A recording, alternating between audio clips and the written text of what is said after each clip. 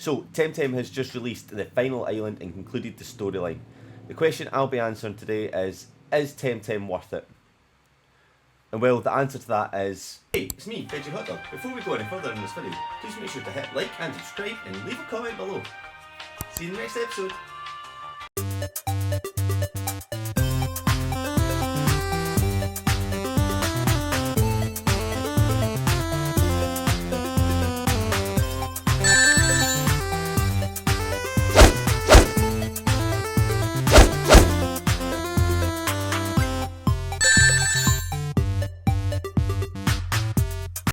TemTem originally launched on January 21st, 2020. It's still in its early access almost 2 years later. However, upon release, Crema, the developers, released a timeline with a plan for content and updates to the game. Due to the COVID, the timeline has unfortunately been slowed down, which is why the game is due to be fully released later on this year. Currently, the game is only downloadable upon PS5 and Steam, but is set to be released on Switch and Xbox later this year. So let's take a look at the Crema website and how it describes the game. Every kid dreams about becoming a TemTem tamer, exploring the 6 islands of the airborne archipelago, discovering new species and making good friends along the way. Now it's your turn to embark on an epic adventure and make those dreams come true. Catch new TemTem on Amnesia's floating islands, battle other tamers on the sandy beach of Denise, or trade with your friends in Tukma's ash-covered fields. Defeat the ever-annoying Clan Belsoto and end its plot to rule over the archipelago. Beat all 8 dojo leaders and become the ultimate TemTem trainer. So the website also goes on to describe the current features available in the game, which would be lengthy story campaign, fully online world, co-op adventure, competitively oriented gameplay, advanced character customization and housing.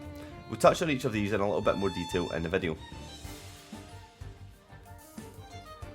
16th of December 2021, TemTem seen the 0.8 update which concluded the storyline with the release of the final island, Arbery.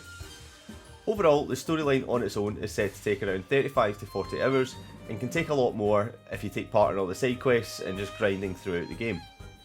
Overall, as a storyline, I found it very enjoyable and refreshing as a Pokemon fan to be given an actual plot that you can play through. The biggest complaint I did have, however, was the volume of text that you get throughout the storyline and throughout each character's sort of chat that you have with them. It could sometimes feel a little bit too much, with passages seeming a little bit longer than necessary. However, once you get past this, there is several twists and turns in the story, some likely to cause shock and some maybe you can predict a little bit more as you get into it. The story does quite get dark, with Clan Belsoto on their quest to rule the land and fight for their cause. Now, this leads me on to the next section for the game, the Mmo Style, where you can play alongside other players and interact with them through trade, battles and chat. This also allows co-op play with a friend in many different ways. The story is fully playable in co-op that you can join at any time and then continue on your own if your partner doesn't continue to play, or you can just play on your own if you have more spare time than them. This is beneficial in ways as it means you're not forced to constantly nag your friend to get on and game with you even if they're busy or simply just don't want to. Another benefit to the co-op section is, if you've currently played through a majority of the game and your friend picks it up, and you want to give them a little helping hand to get them through the first couple of islands to maybe help catch them up to you, you are able to just fly back to the original island, meet them at the front, start the co-op along with them, and you can pretty much just put them on your back and carry them through the battles with your over-leveled Tems, or if you didn't want to do that, you could breed some lower-level Tems and play through the story with them if you want them to experience sort of a more authentic gameplay. So now that you've finished the storyline, you're ready for the after gameplay, of which there is plenty. This really is where you can find yourself enjoying the game for several countless hours, day after day, in an endless grind. There is 2 sections to this, which is PvP and Luma Hunting, similar to Pokemon with your PvP and your shiny hunting element. Now, the PvP side I'm very inexperienced to discuss as I haven't braved it, as I don't fully trust myself on all the typings. However, there is a ranking system which they called Tamer Matchmaking Rating, or TMR for short. The battle system in TemTem was a new and unique experience for me, where it bases off of 2v2 standard fight through the random tamers, dojo leaders and Clan Belsoto's hierarchy. This makes the game a little bit more difficult and prevents an easy sweep in running straight through the games and storyline. To add on top of this, most Tems have a dual typing rather than being static to one particular element, which once again raises the difficulty as you need to rely on your knowledge of typings and what movesets each TemTem can have, so that you can counteract this as efficient as possible in battle.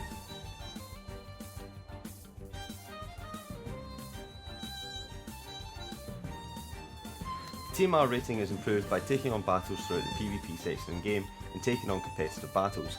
The battles go through 8 tems with a banning stage and a selection stage, once again adding an extra element of competitiveness to ban what you think the strongest tem is against yours, and also giving yourself the best chance possible of winning the fight.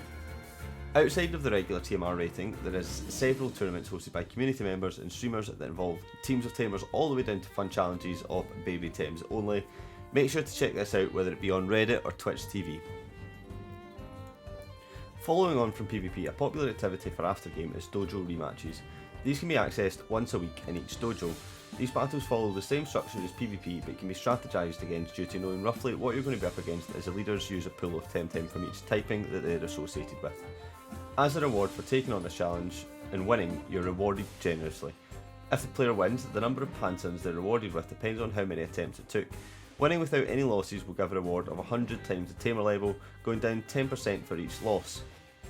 Should the trainer win, they will also be rewarded with a TemTem radar, which can be used to hunt down a Luma form of whichever TemTem that radar belongs to. Now, you can only get this if you defeat the most senior dojo master on each island, and you can only get 3 of these each week. It should be noted that these dojo rematches are significantly harder than the first time you take on the dojo masters, as the leveling is scaled to match your highest tem, and the selection pool that they have is significantly stronger, so do beware when taking these on that you probably want them all to be max level, or at least all equal level, so that you're not going to be outmatched in several different types, and strategise into what team you're going to be taking into the battle. Now we get to go on to talk about my favourite part of the game, which is Luma Hunting. Similar to Pokemon, there is a few different ways to grind this. Without going into too much detail on each of these, the odds of finding a full odds Luma is 1 in 10,000, but can be shortened in every fortnight Park Luma event, where 2 tems are given boosted odds. This varies every turn throughout the TemTem and what odds they are boosted with. Radars are also a popular way to hunt these, given 400 encounters of that specific tem to battle and defeat, with a power up of chances at 200 and 300 encounters. Overall, there is a 16% chance of finding a Luma through a radar. These can take around 4 hours per radar to complete, depending on what the tem is and what you're using to battle each one of these tems. If you would like a more detailed video on this section, let me know in the comments and I can put this together. You can of course full odds hunt each Luma as well. That is at 1 in 10,000 odds though, and will take several hours, but is needed for tems with our lower chance rates of such as 5% spawns, which you cannot currently get in radars. The clips currently being played are my reactions to finding Lumas through Park Raiders and my full odds Platapet, so enjoy these just now as we roll to the end of the video.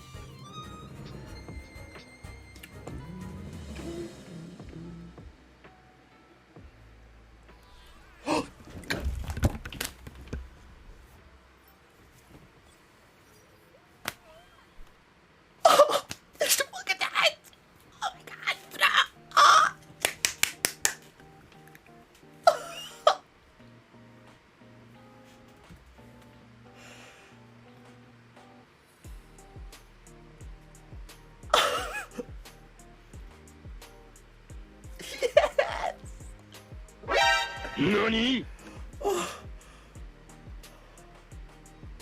Now before we finish, I just wanted to add onto the gameplay and my enjoyment of the overall game, I wanted to mention my love for the in-game music and graphics throughout.